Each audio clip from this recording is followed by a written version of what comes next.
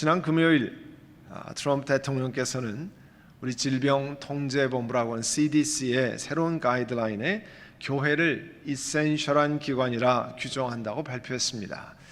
예배드린 장소는 우리 모두가 오랫동안 경험해왔지만 사람들을 결속시키고 사회를 단합시키고 국민들을 단결시켜주는 필수적인 곳이라 강조했습니다. 그래서 대통령께서는 주지사들에게 교회를 빨리 다시 열라고 명령을 내렸습니다. 이 캘리포니아 주지사인 게빈 뉴섬 주지사도 내일 오후에 어떻게 하면 안전하게 교회 건물에 다시 예배를 드릴 수 있는가, 그 가이드라인을 자세하게 발표하겠다고 알렸습니다. 우리 모두도 다 함께 이 본당에서, 이 생방송을 내보낸 이 본당에서 예배드리기를 바라고 있습니다.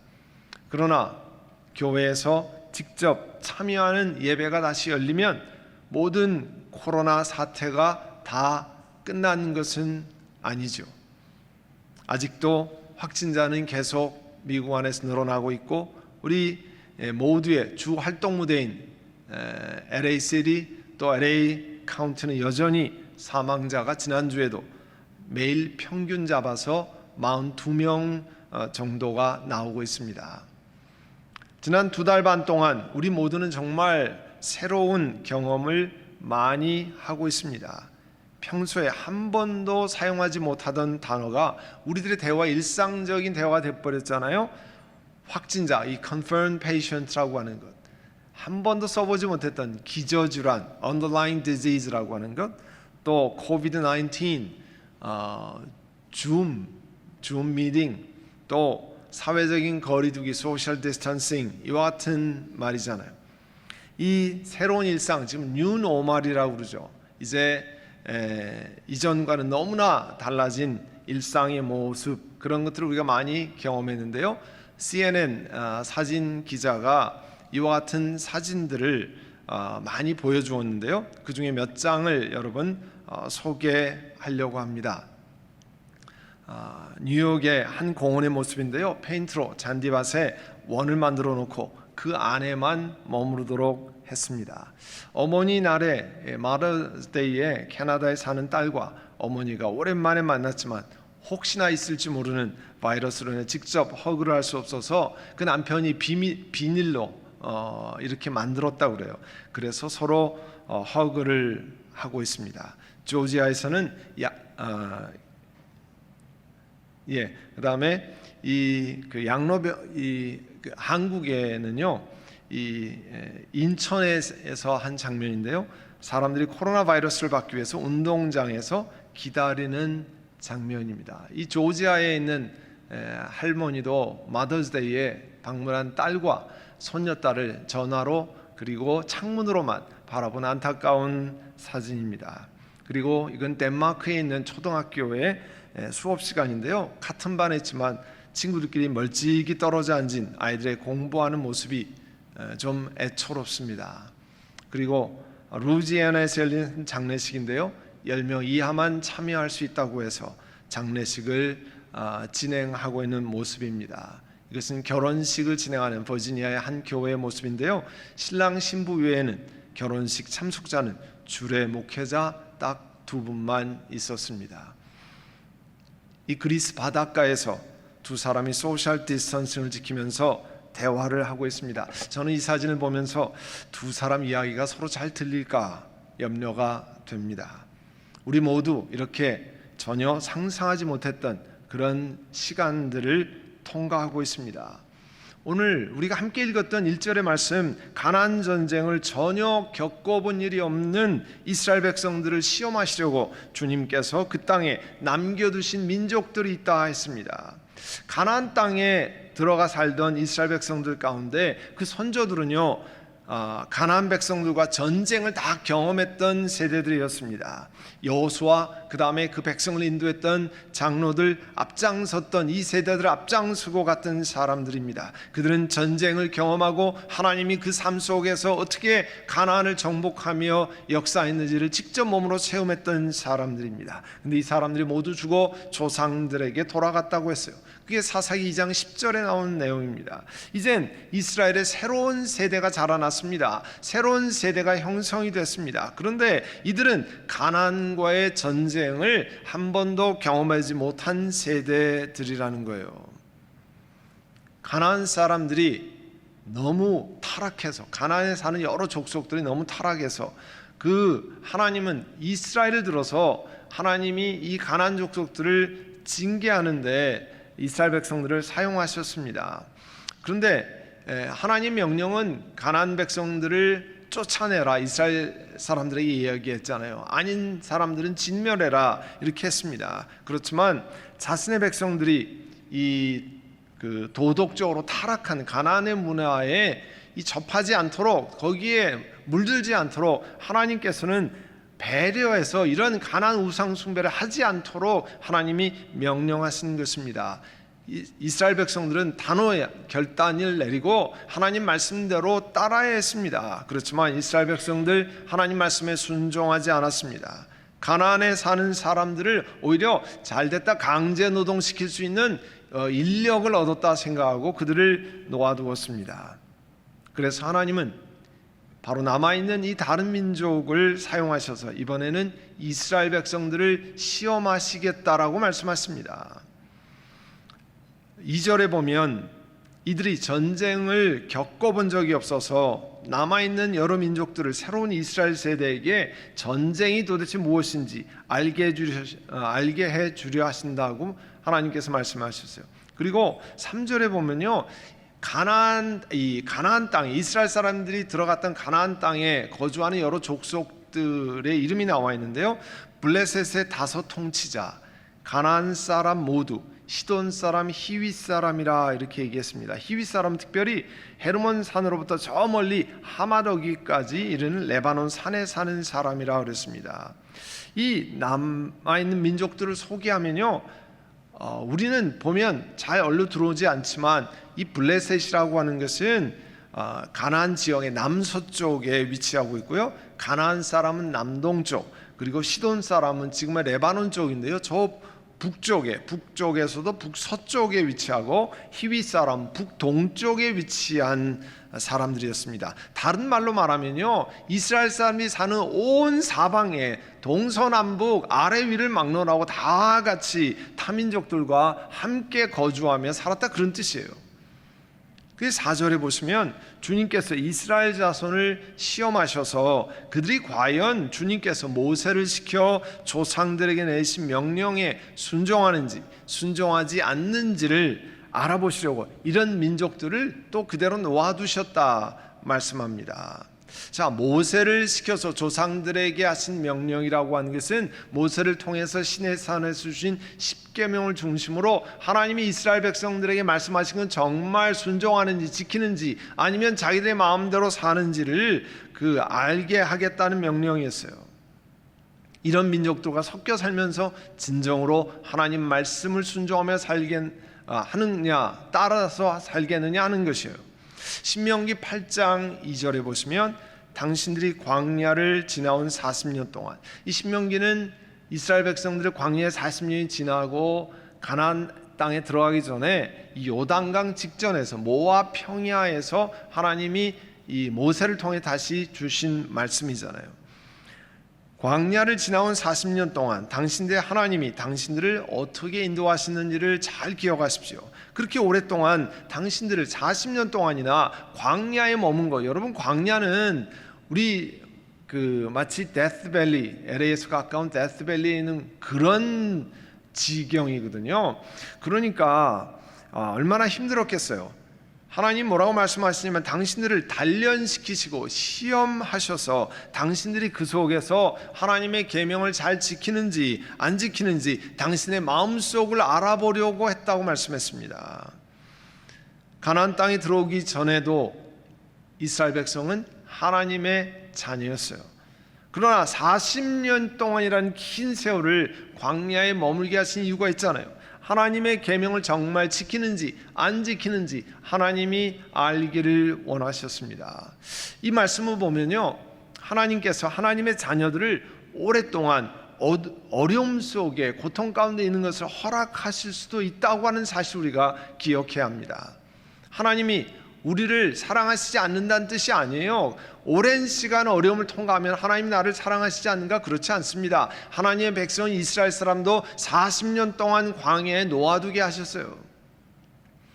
하나님은 우리의 마음이 그 속에서도 어디에 있는지 보시기를 원하신다고 하는 거예요.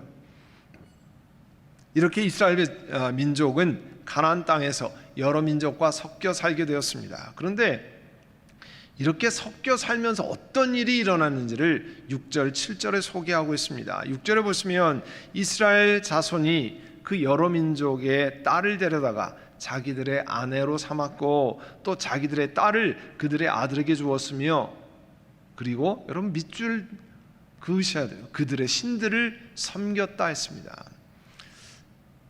왜 하나님은 이스라엘 백성들에게 그 이전에 다른 민족의 딸, 아들을 데려다가 사위로, 며느리로, 아내로 맞지 말라고 하셨습니까? 사사기 2장 3절에 보면 그들은 결국 너희를 찌르는 가시가 된다는 거예요. 그들의 신들은 너희에게 우상 숭배할 수밖에 없도록 올가매는 올무가 트랩이 된다고 말씀하셨거든요.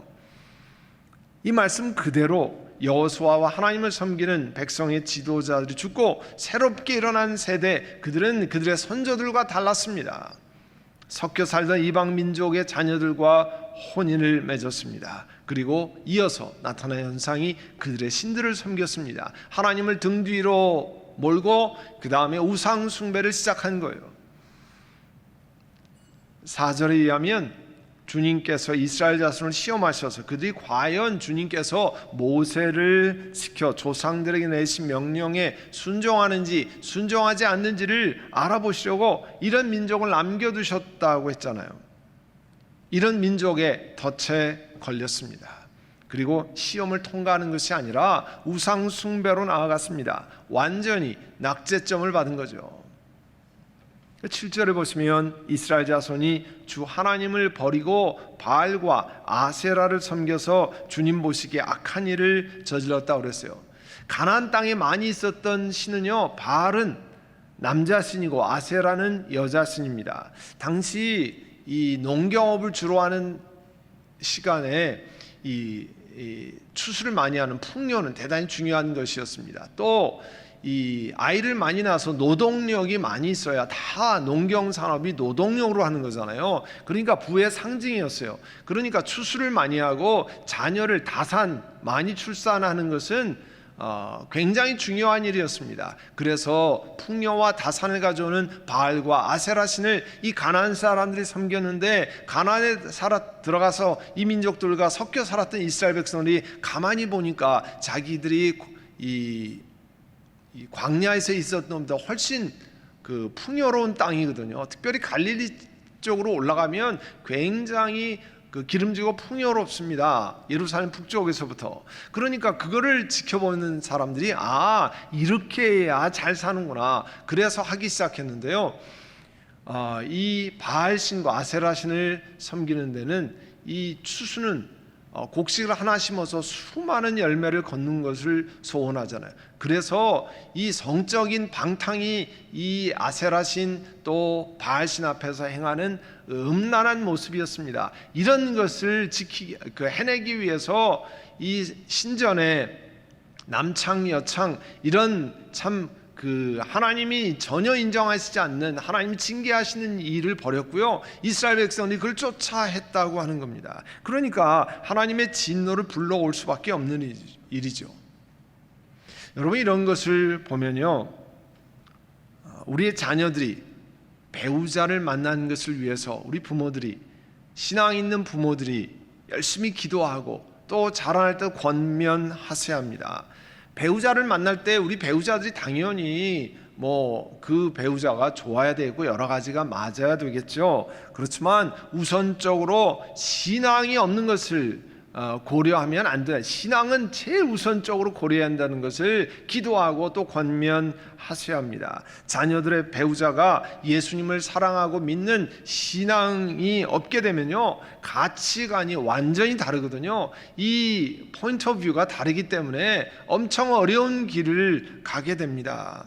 물론 우리 부모들이 이런 신앙관을 가지고 있어야 우리의 진실한 속마음에서 이런 권면이 나올 수 있는 거죠. 그러니까 우리가 먼저 그렇게 해야죠. 오늘 6절에도 보면요, 이스라엘의 아버지들이 자기들의 아내를 이방 사람들로 채우고 또 그 딸들을 이런 우상 숭배하는 남자들에게 주었다는 표현이 나옵니다. 어른들이 먼저 하나님을 제대로 섬겨야 자기 자녀들을 위해서 진정으로 신앙적인 권면을 할 수 있게 되는 거잖아요. 이스라엘 백성들은 이미 그 부모 세대가, 새로 일어난 세대가 신앙을 중심으로 살지 않았기 때문에 자기들, 자기 자녀들 신앙 없는 거 전혀 상관치 않았다는 거예요. 가끔 우리 교인들의 간증을 들어보면 자라나면 신앙생활하다가 그 다음에 전혀 믿지 않는 배우자를 만나서 심하게 고생하고 엄청 어려운 일들을 겪은 것들을 직접 간증하시는 분들이 있어요. 여러분 잘 기억하셔야 됩니다. 오늘도 8절에 보면요, 주님께서 이스라엘 백성들에게 크게 분노하시고 그들을 메소포타미아 왕 구산 리사다임의 손에 넘겨주었는데 이스라엘 자손이 이 왕 밑에서 8년 동안 고생했다, 섬겼다 나옵니다. 이 메소포타미아 지역은요, 이스라엘이 살던 가나안보다 훨씬 북쪽에 있는 지역이고요, 그 지역의 왕 이름이 구산 리사다임인데 이 뜻은 뭐냐면 2배로 사악한 구산이라 그런 뜻을 가지고 있어요. 그러니까 이름 자체만, 왕의 이름 자체만 보아도 악한, 또 아주 심하게 악한 왕이라는 것을 알 수 있습니다. 그 밑에서 이스라엘 백성들이 하나님의 징계가 임했습니다. 그리고 구산 리사다임, 그런 악한 왕 밑에서 8년 동안 심하게 고생을 했습니다.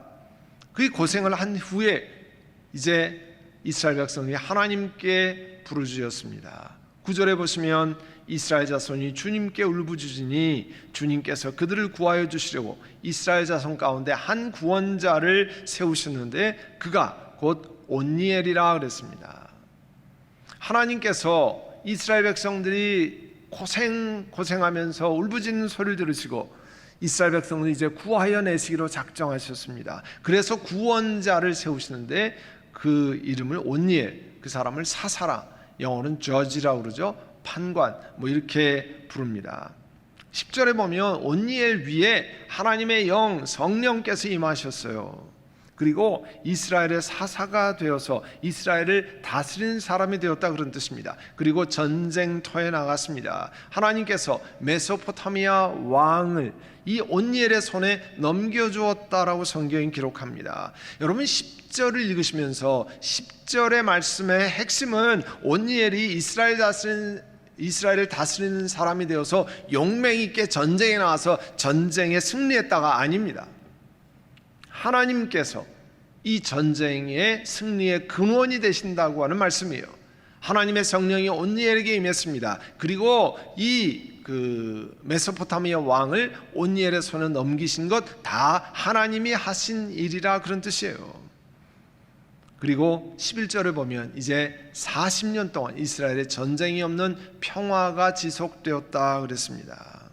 근데 오늘 11절까지 읽었잖아요. 12절에 보시면 이스라엘 자손이 다시 주님께서 보시기에 악한 일을 저질렀다. 40년 뒤에 또다시 악한 일을 저질렀다는 말씀이 나옵니다. 이것으로 보아서 온니엘이 사사로 다스리는 동안에는 이스라엘 백성들이 하나님을 잘 섬겼던 것으로 보입니다.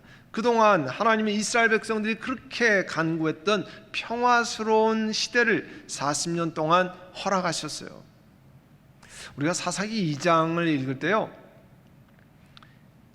어떤 이스라엘 사람들의 삶의 패턴을 이미 이야기하시냐면 하나님을 등 뒤로 하고 반역하고, 그러면 하나님이 진노하셔서 징계를 내리시고, 그러면 너무 고생스러우니까 회개하고 울부짖고, 그 다음에 하나님이 구원의 손길을 펴시고, 그리고 평화와 안식을 경험한 다음에 이제 잘 살만하다 생각해서 다시 범죄하는 이런 이스라엘이 행하고 있는 삶의 패턴을 2장에 소개합니다.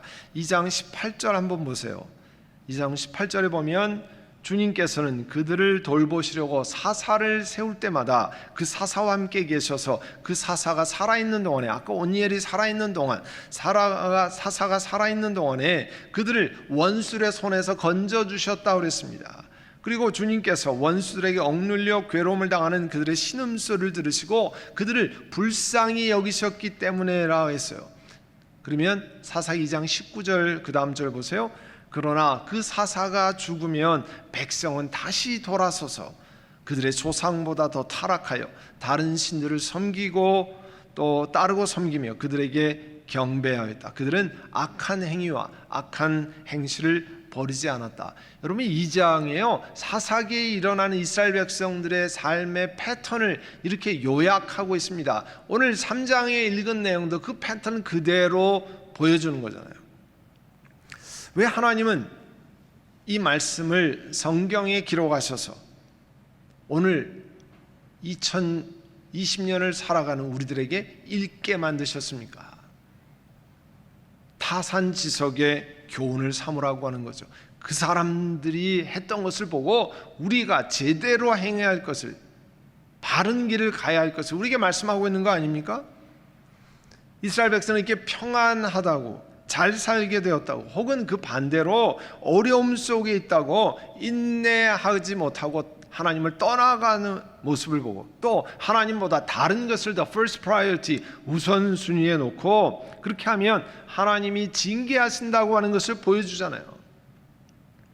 코로나 바이러스 사태를 맞으면서 그리스도인이면 한 번쯤 또 계속해서 이런 기도를 드려서 하나님, 이러한 어려움이 조속히 끝나기를 원합니다. 미국, 한국, 전 세계 속의 사람들이 이 코로나 바이러스로 심한 고통을 받고 있습니다. 하나님, 이 사태가 하루속히 종식되기를 원합니다. 우리가 그렇게 기도해왔고 또 그렇게 기도하고 있잖아요. 이렇게 기도하지 않은 사람이 없었을 겁니다. 하나님 앞에 자신의 삶을 돌아보고 이 기간 동안에 앞으로 우리의 인생을 더 예수 그리스도 중심으로 살아가게 하겠다고 회개하기도 하고 다짐하기도 하였을 겁니다.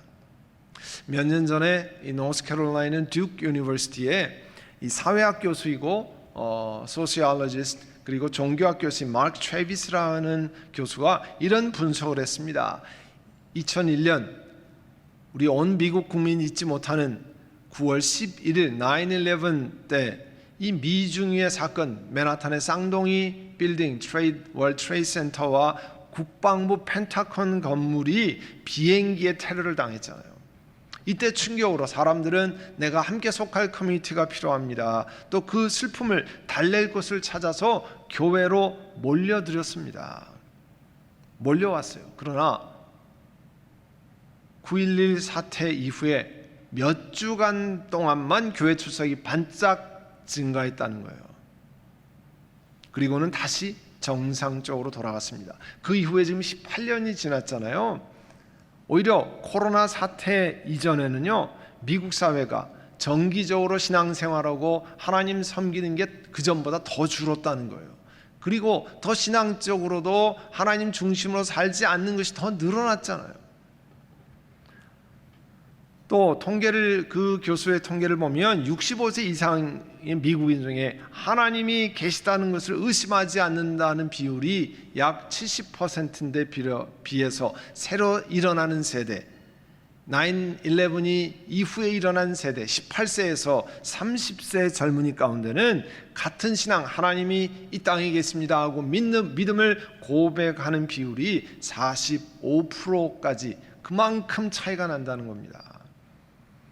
우리들은 이렇게 사사기에 나오는 이스라엘 백성들의 삶의 패턴, 하나님을 반역하면 하나님이 이들을 하나님께 징계하시고 또 이것을 경험하고 회개하고 울부짖고 하나님 앞에 구원해달라고 할 때 하나님의 구원이 임하고 그리고 평안과 안식을 경험하면 다시 범죄하는 길로 가는 이런 이 이스라엘 백성들을 사사기에 나타나는 삶의 패턴을, 신앙생활의 패턴을 따라가서는 안 됩니다.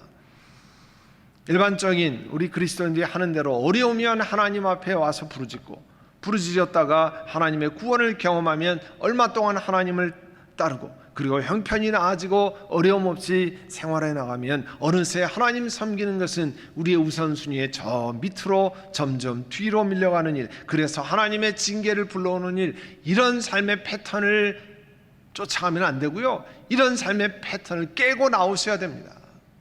이번 코로나 바이러스 사태를 통해서 우리에게 가르쳐준 교훈이 그거잖아요. 우리가 교회에서 모이는 예배를 다시 재개해도 안전수칙 때문에 오랜 시간 동안, 앞으로 오랜 시간 동안은 이 코로나 바이러스 사태 이전과 똑같이 돌아갈 수 없다는 것을 우리가 압니다. 또 우리들이 나가서 일해야 하는 비즈니스 환경은요, 훨씬 더 어려운 여건을 맞이했습니다.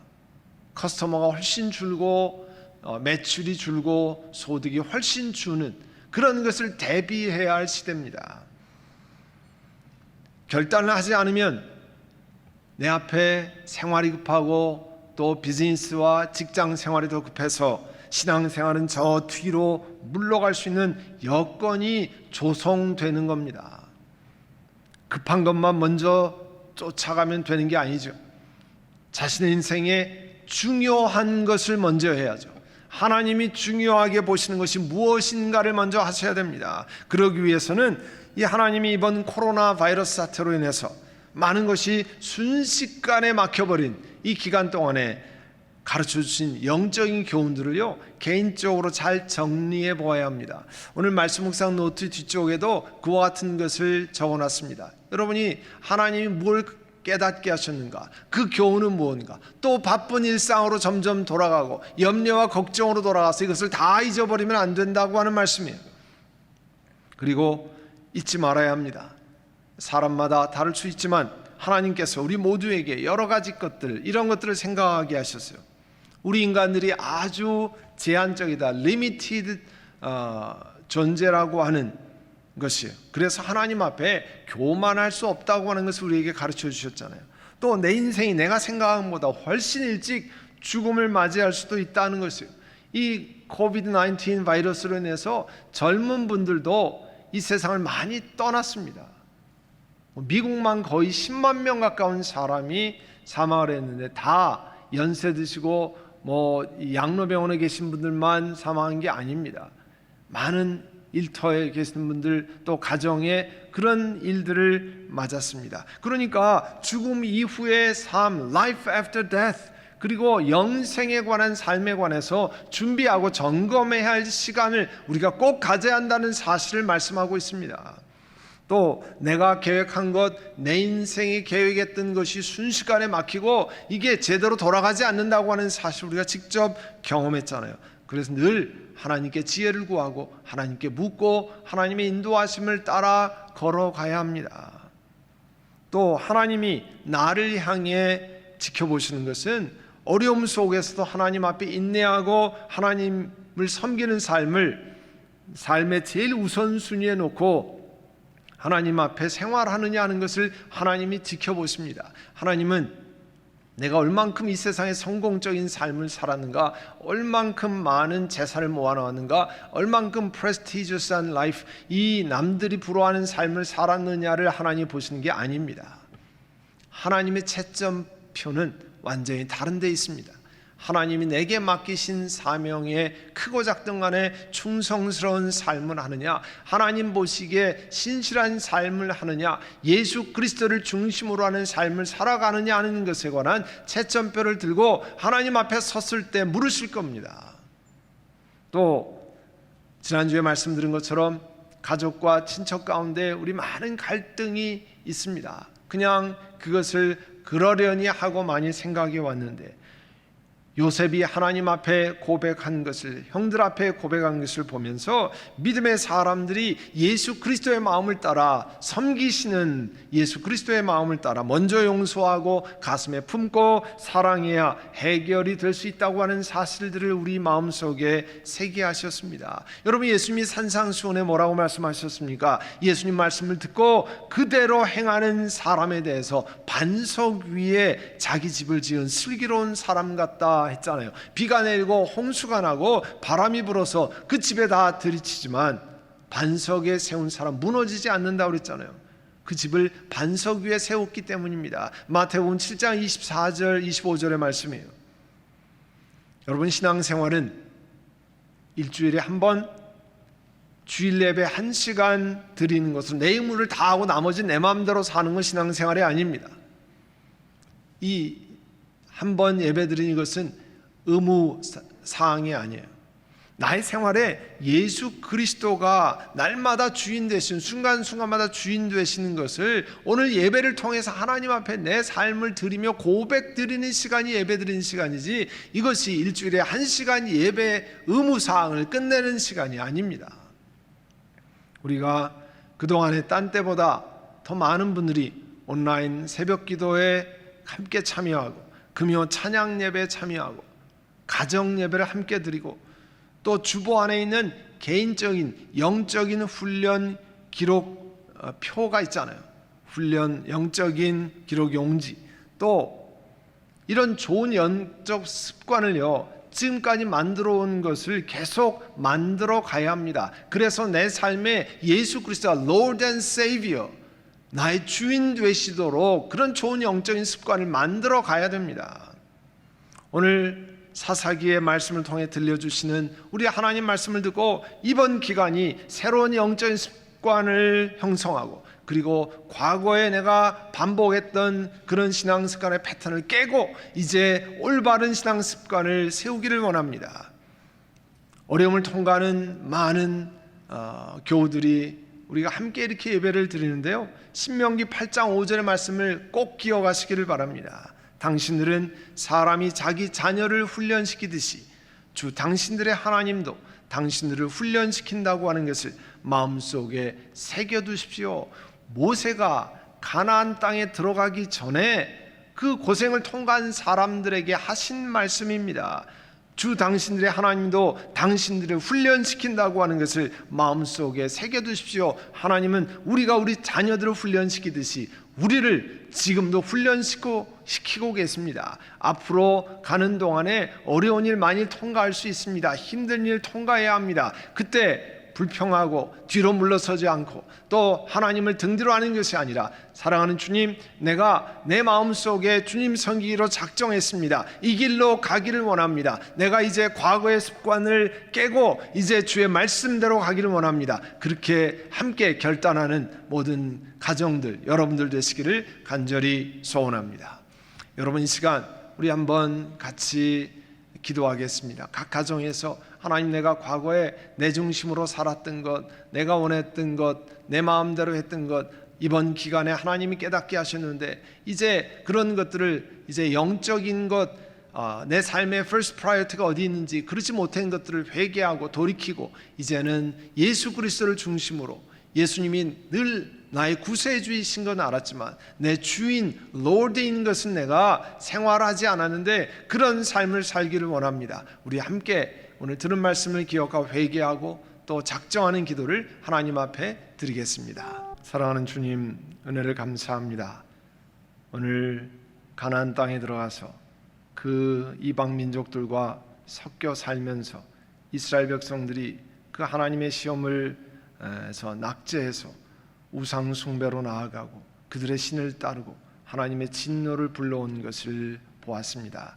사랑하는 주님, 저희도 이제 비즈니스가 리오픈이 되고 교회도 곧 리오픈 절차를 밟아가고, 이 모든 기간 동안에 이제 앞으로도 어렵고 힘든 일이 계속 있을 겁니다. 사랑하는 주님, 그 속에서 내가 어떻게 예수 그리스도를 우리 삶의 최우선 순위로 두고 어떻게 날마다의 생활에 하나님이 내 구원주 세이비어 되시지만 내 주인 롤드가 되시는지를 실천하고, 또 좋은 신앙의 습관을 더욱더 생활화하고 하나님께 의지하고 하나님 앞에 찬양 드리고 말씀을 묵상하며 하루를 시작하고 하나님께 시간 의지하며 생활에 나아가고, 하나님, 내 초점이 모든 세상의 성공, 물질에 있지 아니하고 우리 하나님을 기쁘시게 하는가, 하나님이 내게 주시는 삶의 소명을 따라 정말 신실하게 살고 있는가를 돌아보는 저희를 되도록